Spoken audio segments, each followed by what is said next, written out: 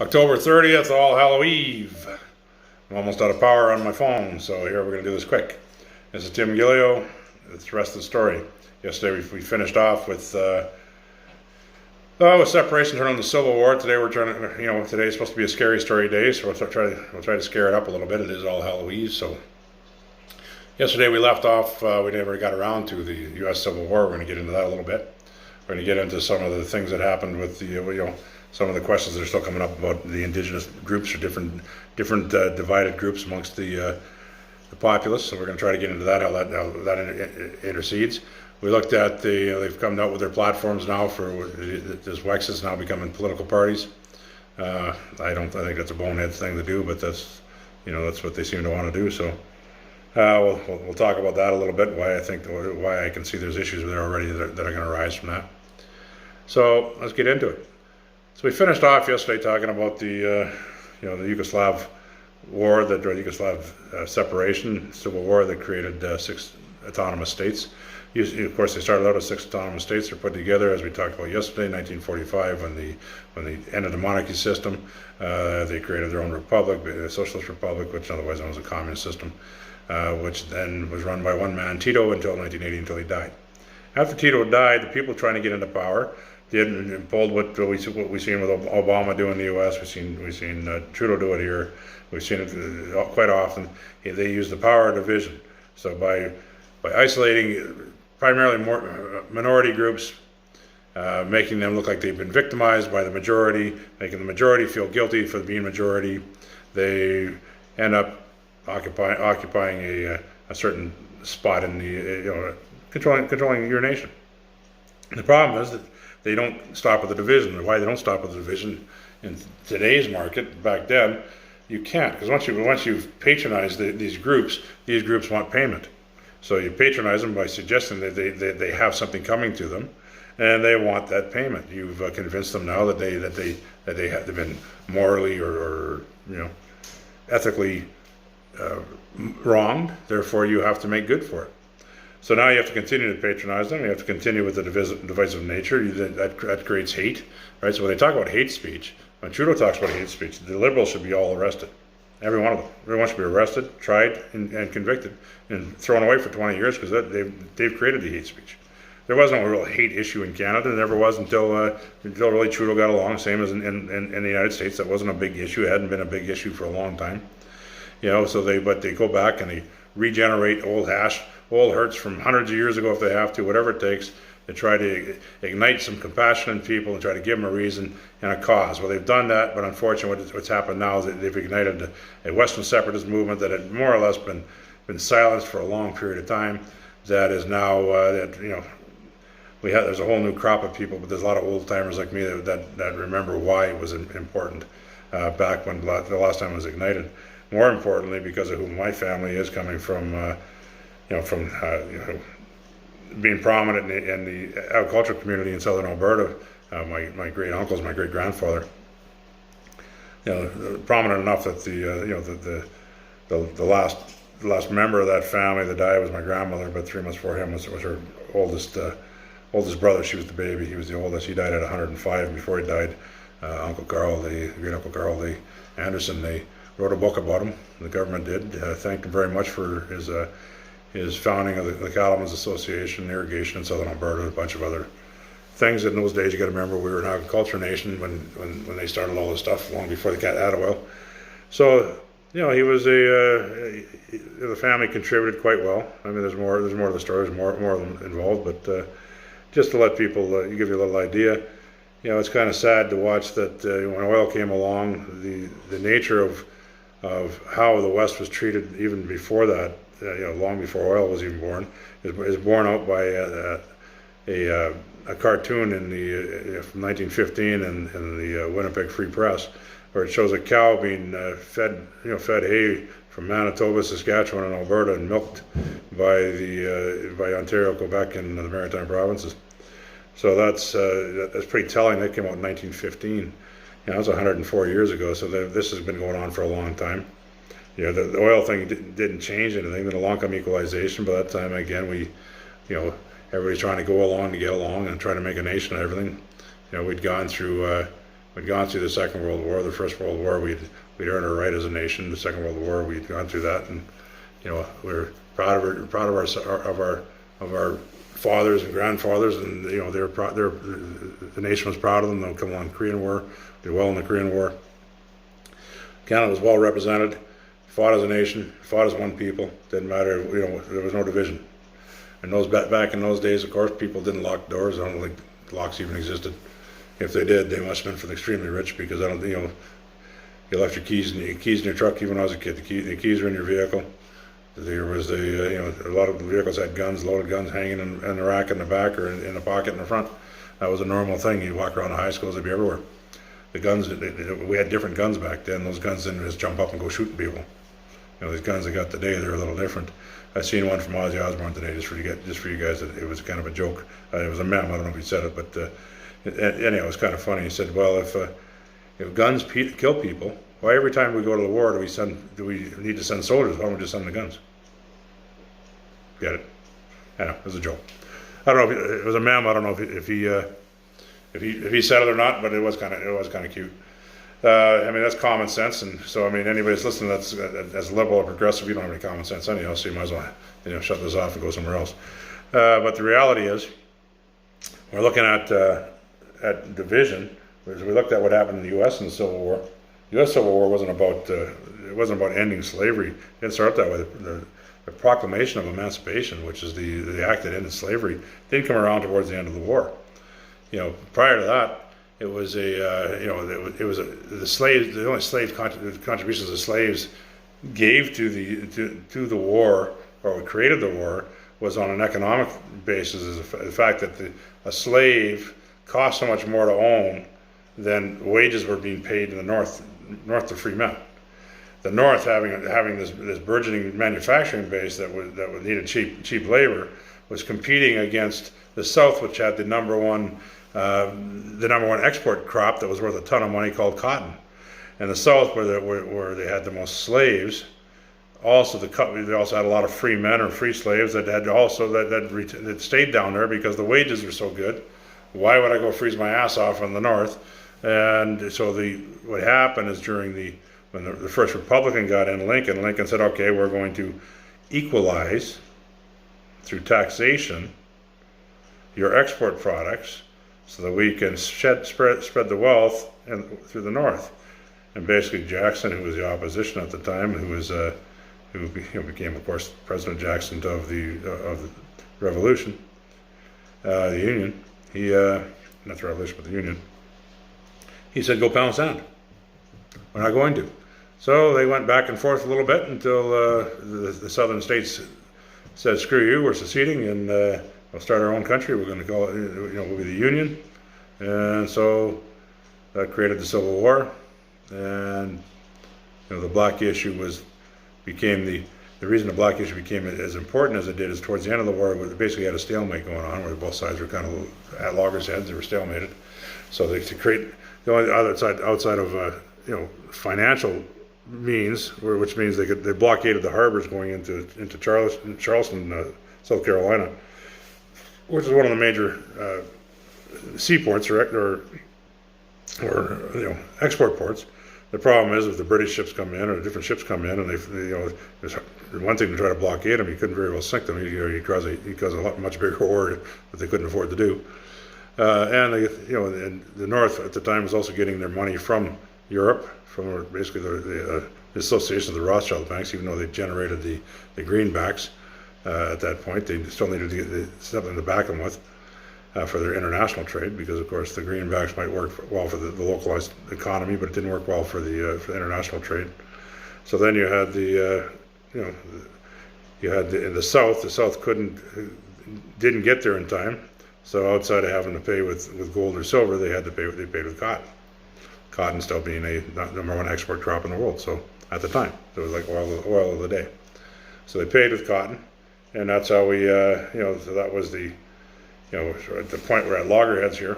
So what they did is they come up with the Proclamation of Emancipation. The idea was to free the slaves. The slaves would all get a portion of the land that they had farmed as slaves. So they gave them big enough carrots or big enough incentives. How many people actually did it was far fewer than, if you actually look it up, far fewer actually ever got paid. But The idea was to cause dissension inside of the South itself, and by doing that, you force the South to turn a lot of its military inwards as well as outwards to try to quell any dissension that was happening inside their own borders. So that was how divisiveness works, or division works. So that was the Proclamation of Emancipation was a great way of dividing the blacks away from the whites. At the time, away from the owners in the southern states, because they weren't all white. There was black owners as well. As a matter of fact, the first slave owner was black. He was the one who kick-started the whole thing. In total numbers, the slaves in total numbers weren't that many slaves actually in America compared to the rest of Americas, as in the Caribbean islands and different places they had slaves. A lot more free people down there because, again, being such a valuable asset, a valuable crop. A lot of these people, they come over as slaves at some point. Whether their owners died or whatever, they were let free, or they got too old, they were let free. So a lot of them there were a lot of free blacks that lived in the southern states too. They weren't at the time willing to necessarily move up and freeze their ass off from the north and work for chicken shit wages. So that became part of it. That was your real problem. Is now you had two elite forces. The reason it split is because you already had the political elite. Remember the word political elite, because the divisiveness of politicians, what politicians are really about, is what's important here. So the political elite themselves decided that by creating two nations, they forced the citizens of the nations to fight for them. So very few of the total elite themselves got down on horses. Some did, but it wasn't like the War of Independence where they did fight. And the War of Independence, as we're learning now, became an agreement on the back end called the King's Agreement, but that's a different story for a different day.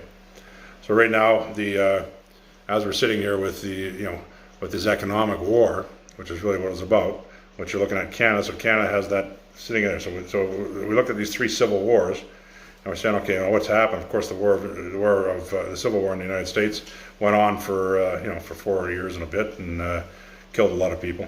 It was a very bloody, very bloody war. The reason that it was so bloody is that you didn't have the United Nations or those type of groups that existed at that point. Years later, you had the League of Nations, which was replaced by the UN, but later on, the UN's probably on its way out, way of the dodo bird here itself. It's become too one-sided and lopsided and kind of a little bit retarded. But anyhow, that beside the point. That's we kind of can see that Trump in the U.S. is pulling in the horns, pulling in the finances from it. Outside of Canada, there's Trudeau, and nobody else wants to put any money into it. So there's a good chance it's going to go the way of the dodo bird. So like the League of Nations before, it'll be replaced with something else.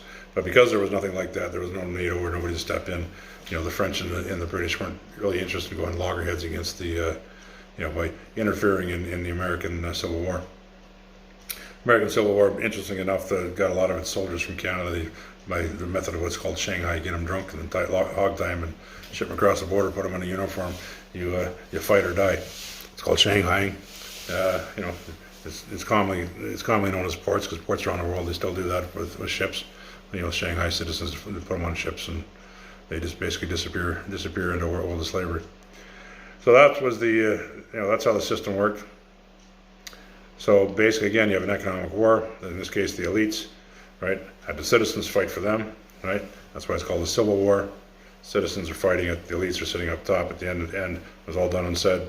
The elites kiss and make up, right? You notice nobody got executed. They all went on their way. Those that were still alive. So if you looked at, if you think about that, you say, how does that one work? So then we go back to the Yugoslav War. I go, wow, they finally got Milosevic when he got us all this problem. But that was because he went out of his way to get a little bit crazy. There was no need for what he was doing. He was just executing civilians. When you start killing civilians rather than combatants, you're just a dick, right? So you deserve to hang. It still took a long time to like him because the people, because that was an ethnic conflict. So that was true racism, right? It was racism of a nature that he didn't like the other ethnicity, so he removed it in that town for as long as he could. Anyhow, they finally put him through the court at The Hague, and right, his fate was sealed. So it took a long time, but it finally happened. So we have the three different versions of the conflict.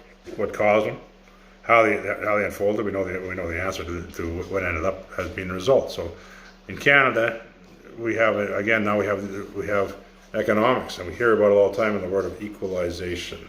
Okay, so when Brent today, again, the guy who does the administration and marketing, puts these videos on for you guys, goes through and tries to bleep out some of my untimely expressions. I say the wrong thing. Yeah, but so today, to try to get it through to him, I said, well, it's like this, Brent. This is why, even though we have the 1995 Quebec referendum, we have a process and a path forward for which that any province can separate. So that's, yes, we have that. It's called the Fair Question Act, right? Because the question in 1995 was such a muddled question, and you didn't know if you were voting yes or no. So the idea was to make a fair question, and there's a few other stipulations to try to make it a little harder to do. But the reality is, it doesn't matter if you can do it, because you have there's this economic question sitting in there. So today, if you look and you say, okay, why is Alberta, even though it's not making any money, why is it still being forced to drive $20 billion by itself over here to the east, which Quebec's getting $13 billion of it alone, and Quebec's running $7-8 billion profits here? What's going on? They have surpluses, huge surpluses. Why aren't they giving back? Where is the equalization in here? There is none. So what's happening, what I had to explain to Brent, is real simple. This is equalization. This is the West, this is the East. And it's been like that. If we go back to that cartoon we talked about, right, the one from 1915, where the three western provinces are feeding hay in the mouth of the cow, and the eastern provinces are milking the cow. We see this has been going on a long time. Just one was in farming. Now we got it going on now with oil and farming. Farming being the second biggest commodity out west. So now here's equalization. As long as equalization stays there, it was fine. As long as the West is booming and you weren't trying to destroy it, it was good. But then when it's not that our industry itself, and you can say, well, Harper couldn't do anything. I hear that argument all the time. Harper couldn't do anything. Harper had a globalist New World Order government called Obama right on his tail. Then he had over in England he had the same thing, like in the UK and Germany and in France, everywhere Harper turned, right? He was the only outside of Putin, right? He was the only guy that wasn't a full out globalist New World Order hack, right? Had he been, and had Putin not existed, I think by now we'd all either be speaking Chinese or we'd be part of somebody's meal. Because the whole idea behind this United Nations globalist bullshit is Agenda 21 and Agenda 2030, and we're going to get into that because that's what Horgan pulled today. And part of our Agenda 21 and Agenda 2030 is to eliminate access to the wilderness areas and force all the citizens into city states, that they can therefore be controlled and eliminated at will, impoverish them, make them turn them into wild animals, basically. And you're starting to see that already. Look at California, right? The only other places run like BC. BC stands for bring cash, because you better have a lot, because by the time you're done, you're going to be living on the damn street in Surrey if you're lucky, right? So this is where we're heading, and there's a good time for this separation movement to get going, because you know what? The separation movement isn't about people. We got to keep it from being a civil war. So here we have this inequality. So like I said to him, yes, we have a path forward that we can separate. And the political people that want to do things politically, they're missing the whole point. They haven't looked into history. They don't understand why these other wars ended up being the way they did. Why we ended up with civil wars, and why we how the states' separation work, how the different forms of separation work, and why they work out the way they do. So if you look at them, they're always economic.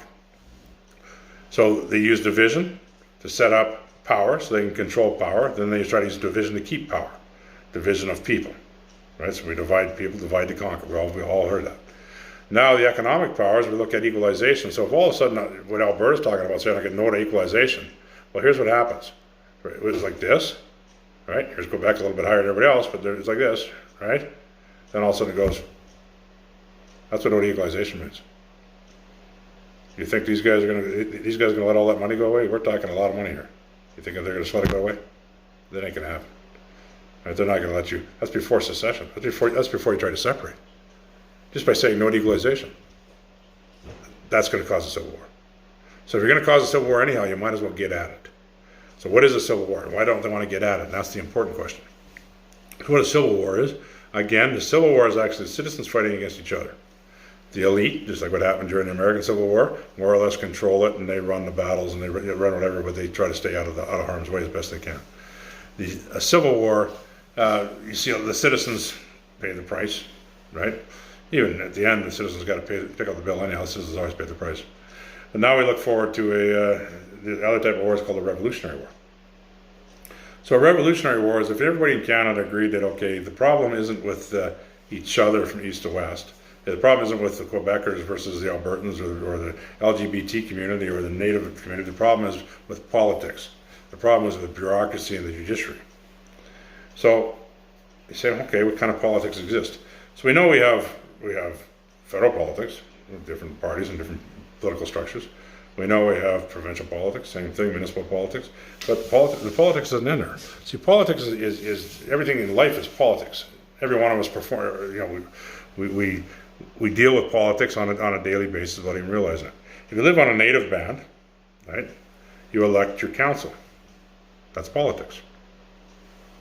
What rights do you have outside the council? The council has all the rights on a native band. That's why Harper tried to put accountability, and Trudeau got rid of it. Therefore, he's not looking after the interests of the native people. He's looking after the interests of the politicians and amongst the native people. Because he doesn't need consensus of the native people if he's got consensus of the politicians. Because on a native, the way the native bands work, as long as basically, as it was explained to me by on a band or Indian Reserve I worked on. I worked on a few of them, but one I worked on a project they owned, and I was there training, and the chief's son, you know, it was election time, and he said, "Why don't you vote?" He says, "I don't know who's going to win." How do you know? He said, "Well, we told them who to vote for." But they don't vote for him. He said, "We'll win anyhow." And those people that didn't vote the way they were told to vote, well, 30 days from now, they won't live on a reserve anymore. There's no property rights on a reserve. The band council dictates. It doesn't matter if your family's lived there for 1,000 years. So when you hear this argument that it's our land, we're indigenous, except for, you know, this guy over here, this hereditary chief for this band council over here, he don't like you no more. So guess what? You didn't vote for him. We told you to show up for that damn, you know, pipeline, that anti-pipeline protest. You were told to show up there. You didn't show up. You have 30 days, get off the land. Not a lot of rights, is there? So you can understand how, do you think that they want to continue that method of politics? I don't think there's a native that's outside of the control, outside of being invested in the control of that is interested in that carrying on. As a matter of fact, we know it's not, right? But every time they try to voice their opinion, what happens? The penalties are far more severe than they are me doing this video. Could you imagine somebody doing this video? It happened before the last election, 2015, if you remember. A group of women from Winnipeg. Didn't last long. I think one of them got murdered, and the other one got, the rest of them got kicked off the reserves. So we have this. It's very easy as long as there's no accountability. They can do as they please with the money they get. You know, that makes Trudeau happy because he keeps the division going. He looks after the interests of the chiefs. The chiefs are the politicians. It's a smaller group to deal with rather than to try to make everybody happy. So there we have an issue when we're dealing with indigenous issues, right? If we separated and created a whole new nation, why would we want to take this issue of division that was set up by the Indian Act that every native hates, right? That's one of the most costly programs in Canadian history that benefits nothing but the bureaucrats. So the next evil part, okay? So the politicians are one thing, where the politicians look after the politicians. They're more or less subservient. They're looking after trying to get what? When you're a politician at the end of your term, so you've been a politician for 8 years or 12 years or 16 years or whatever, how long you managed to get through. You've made it up to certain ministries, or you've done whatever. You know, luckily if you can go out while you're still in position of power or authority, then you can try to parlay that into a directorship, a seat on a board of directors somewhere. A seat on committees. These all pay very well, way more than you ever made as a politician, and that's the nirvana. So that just happened in Alberta yesterday, where one of Notley, believe it or not, one of her right-hand people that told Alberta if they didn't like suffering, to go move somewhere else, among other disgusting, disgraceful things for politicians to say. She came up with some of the most divisive policies that Alberta's ever seen. So Kenny rewarded her today with a directorship on a board. And his answer, well, she's not the chair of the board. You moronic asshole, right? Come on, get your head out of your ass and start paying attention. You better hire somebody that knows what the hell they're doing, because you're starting to look like a real retard. You're looking like a globalist piece of shit, and that's what we're trying to get away from right now. So, aside from that, right, the second stupid thing he's come up with in the last little while, first one is we'll deal with equalization 2 years from now. You got a society so pissed off, you think they want to wait 2 years from now? Right? Now the people, well, you know, he's in there till 2023. You get enough people pissed off, there's nobody in anywhere. That's how civil war works. Or in this case, that would be if enough people said we're separating, guess what? We talked about this yesterday. It doesn't start with politicians. Politicians are hacks. Understand, they're hacks. If you get together enough people and they say, okay, we're going to form militias. Now we're going to get back to what happened in Yugoslavia. Right? Their politicians were hacks. Their politicians didn't care. They were going to play the globalist card. They were going to look after their own interests.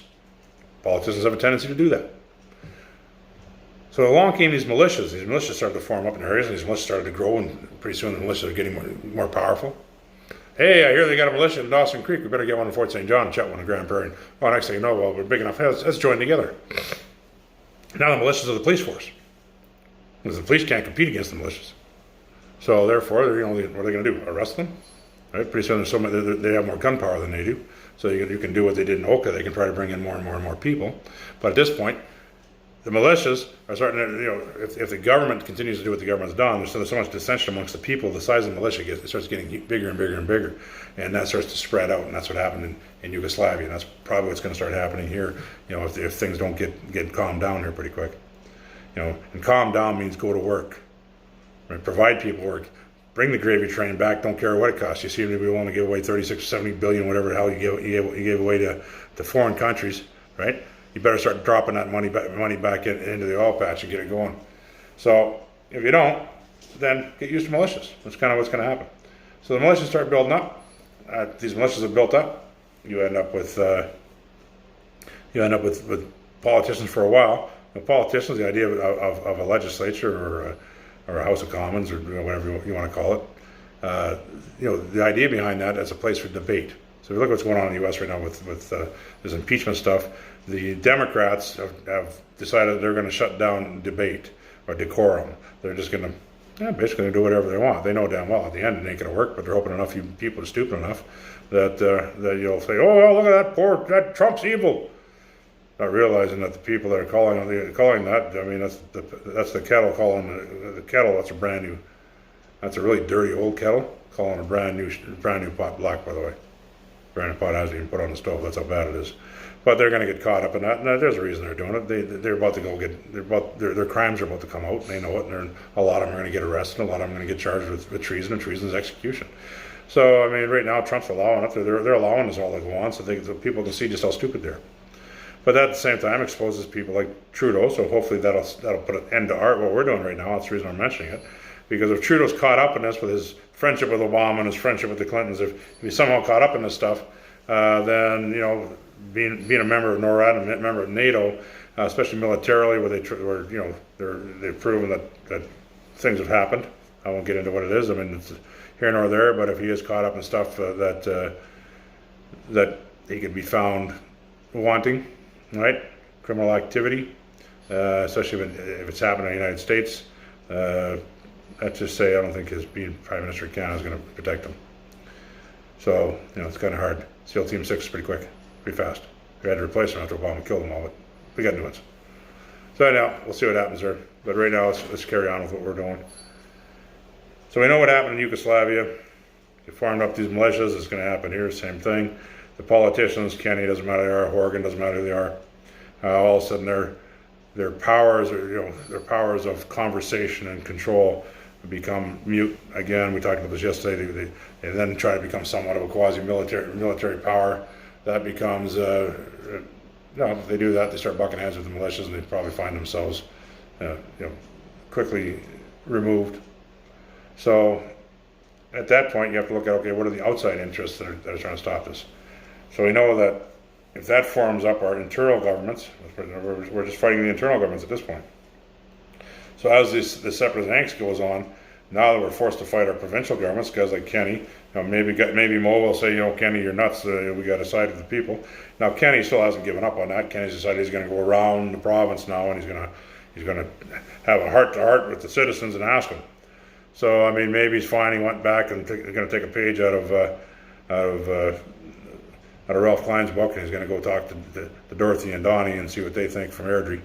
Right? I think it was Dorothy and Donnie from Airdrie. I know you can figure out they didn't actually exist. That was just his way of trying to explain the rationale between the common people.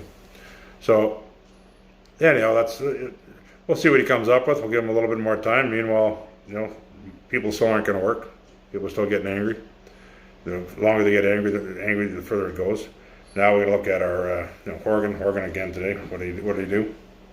He decided to have this caribou discussion over closing down a great swath of the north, right? The bush, the industry, to commerce, to logging, to oil and gas, to mining, to exploration, to travel, to tourism, to anybody even stepping foot on the damn thing, because the caribou are a little shy and they don't like to fornicate in public.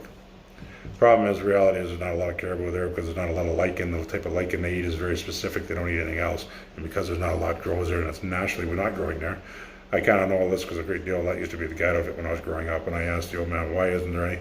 I showed you pictures of the old man. He was a master guide everywhere in North America. He said one of the reasons that there isn't a lot of caribou here, just specifically in this region they're talking about, is because the food source that they gravitate to isn't there. It's not there in abundance. There, but it's not in abundance. So that's why you want to see abundance of them. It's like anything else. If there's not a lot of food in the desert, you don't see you don't see a lot of fish in the desert. There's not a lot of water and not a lot of food for them. Same type of thing. So I mean, we should shut down the desert so that the fish have a better chance of mating.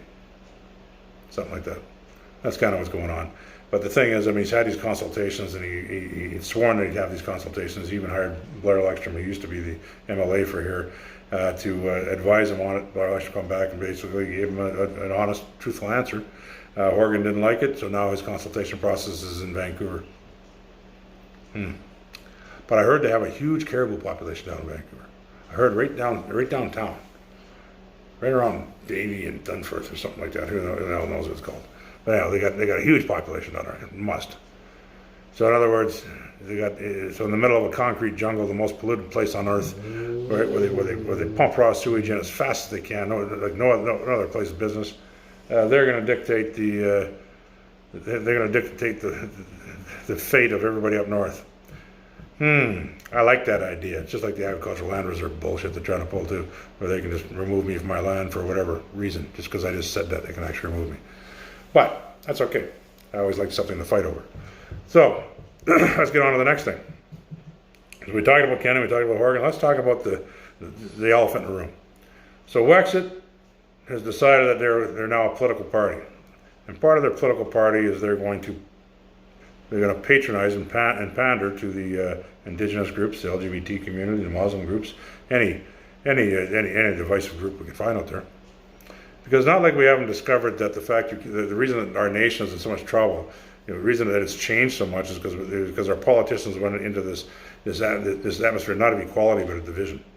So they called it equality. They tried to guilt everybody out, but what it is, it's divide and conquer. So therefore, if I tell you that you've been wrong, so I'm going to tell everybody that's got pink hair.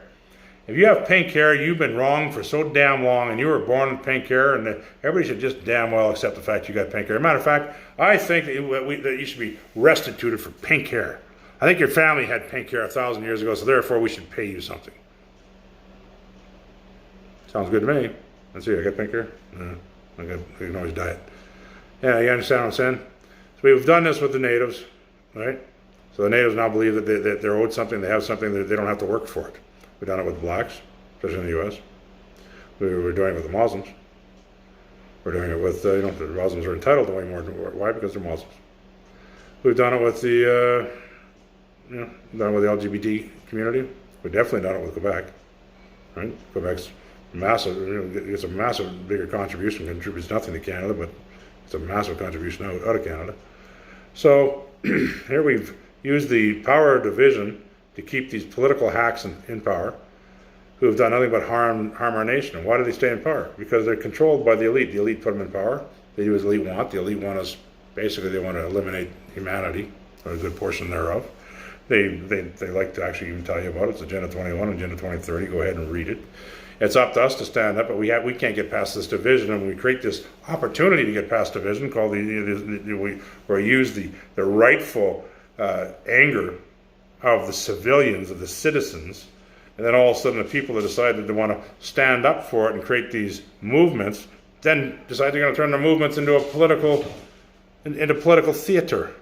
That's all it is. It's political theater. Because why is it political theater? Because you just turn around and you put in the same divisive fucking policies that caused the problems in the first place. Instead of saying, hey, we're going to create a brand new country. We're all equal. We don't need divisiveness anymore. We're going to get rid of the existing political structures. We're going to have the militias there to do so. People are going to die anyhow. When we're all done, let's have peace. If we don't do it, we're not going to have any peace.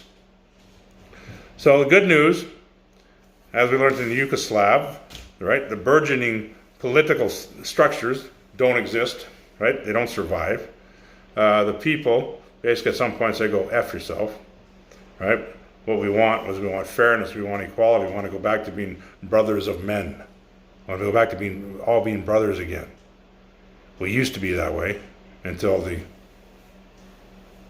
New World Order decided that no, we're going to divide everybody, make everybody so we can do as we please with them. What do you think this global warming crap is all about? These guys know what they're doing. That's why they have so many. They accidentally tell you the truth every now and again, and then they go, oops, and they laugh about it because they're playing you. You're a bunch of suckers. I got to call you a clown, right? And what the hell are you doing? I understand where you're coming from. I understand exactly what you're thinking. Well, by doing it that way, we'll get more people because you get more people with honey than you do with vinegar. Well, the problem is you lose a lot of people, and you got people want to shoot you in the head as soon as you turn that honey into vinegar. When you say, okay, I was just joking. Thanks for supporting me. Now we're going to take that away and we're going to do this. If you're honest with people up front, you say, look, no, there's going to be no difference. There's no difference between a white guy, a black guy, an LGBTQ guy, a native guy. We're all equal. This is a new nation. What happened in the old nation? What happened 1,000 years ago? What happened 1 billion years ago? It doesn't matter. This is a new nation. We're all equal to each other. Guess what happens? You have peace and harmony. You're all pulling on the same thing. You have unity. You have national pride. You have a nationalist system. That's what nationalism is. So that's kind of where we're at. Is that a good, scary story for you people? I hope so. If you think that's a scary enough story for All Hallows Eve, let me know. Anyhow, I've had enough for the night myself. I'm just going to make myself angry again. So, it's nothing personal against anybody. Everybody's trying. Don't get me wrong. I know everybody's trying. They're trying to find a solution, but they haven't thought it out enough. And people are so afraid. They're so used to having to manipulate things rather than just come right out and tell the truth. I'm used to telling the truth. Maybe I was exposed to Klein a little bit more than I thought. But the guy would tell the truth. So, hey, if I had money, I'd take everybody for a beer. I don't have Klein's money. And you guys have a good night. Have a safe Halloween. I'll talk to you tomorrow.